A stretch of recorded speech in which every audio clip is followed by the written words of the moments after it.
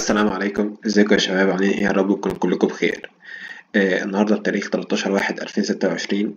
انا ان شاء الله همشي معاكم في السلسله ديت اللي احنا نشرح statistics الاحصاء كانترودكشن.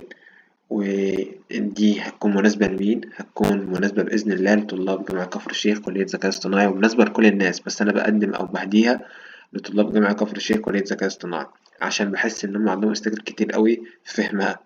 طيب، إحنا محتاجين إيه بالظبط؟ إحنا محتاجين نمشي إن أنا إن شاء الله هشرح الفكرة ببساطة، وبعد كده هندي عليها مصطلح أو هندي عليها مثال، وهيبقى عندنا كتاب هنمشي عليه أو هنمشي بنفس السيكونس بتاعه. يلا بقى نبدأ. حابب قبل ما نبدأ خلينا أسألكم سؤال بسيط: إزاي نقدر ناخد قرار صح من غير ما نفهم الأرقام؟ الستاتستكس هي اللانجوج اللي بتخلي الداتا تحكي قصة، وأي حد عايز يشتغل في مجالات بعد كده زي الروبوتكس أو ال AI لازم يفهمها كويس. المحاضرة دي هتبني البيزكس بتاعتنا اللي هنحتاجها بعد كده في البرمجة والذكاء الاصطناعي وتحليل البيانات. خلينا نبدأ. أول حاجة عندنا شوية كونسبت بس محتاج تعرفها كشكل جنرال هنحتاجه بعد كده لما نيجي نتقدم، بس كل الحاجات اللي بتشرح دلوقتي احنا بعد كده هنفهمها عادي. مش يعني لو مفهمتهاش دلوقتي ولا يهمك حاجة، هتفهمها بعد كده مع الكتاب، بس احنا بس عايزك تفهم بس نبذة عنها دلوقتي. الاستاتستكس وهي الإحصاء. هي بتكون علم جمع البيانات وتنظيمها وتحليلها وتفسيرها علشان نطلع بقرارات صح. تخيل معايا كده إن أنا عايز أحسب عدد طلاب، أو محتاج مثلا أحسب ضغط دم لعدد من المرضى، وهكذا. يعني هي أي أرقام بنتعامل معاها عشان نقدر نطلع منها بداتا أو نعملها بروسيسنج عشان نطلع منها بحاجة مفيدة.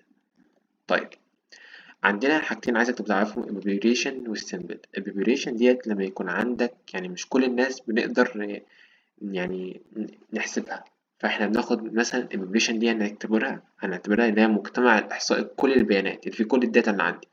أما السيمبل دي العينة أو جزء من المجتمع، مش دايما الناس كلها بنقدر نحسبها، لكن ممكن ناخد جزء منها علشان نطلع منها تارجت أو نقيم بيها قيمة.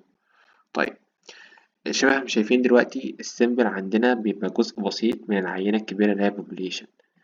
طيب، برضه عايزك تعرف إن عندنا حاجة اسمها measure of depression، ودي هنستخدم فيها الرينج وإزاي نقيس منها التشتت والستاندرد depression النحاف المعياري، وده هنفهمه مع الوقت، بس دي كلها مصطلحات هنبدأ نشرحها بعد كده بشكل ستيب باي ستيب، خطوة بخطوة، عشان نوصل بعد كده للكونتيننت اللي معانا في الآخر.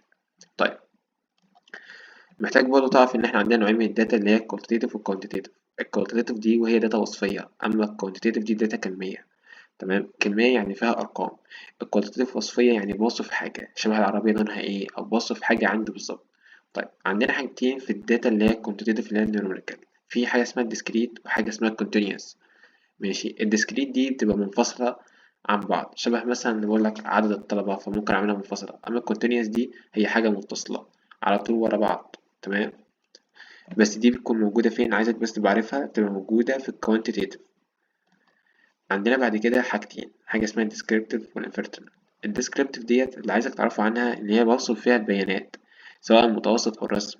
أما الانفيرتيف ديت بستنتج حاجة من المجتمع، يعني أنا دلوقتي عايز أستنتج إن الدفعة اللي موجودة عندي هتنجح ولا لأ، فبحاول أستنتج الكلام ده في الانفيرتيف عن طريق الأرقام.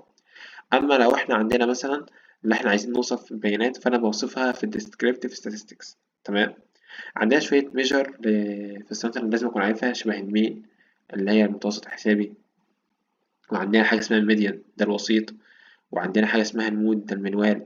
وبعد كده هعرف الحاجات دي وازاي استخدمها بعد كده. تمام. هنبدأ إن شاء الله من المحاضرة الجاية أو الفيديو الجاي إن احنا نبدأ نشتغل من الكتاب، وإن شاء الله الحاجات دي هناخدها بتعمق وتبس أكتر عشان نقدر نفهم. أشوفكم إن شاء الله في الفيديو الجاي.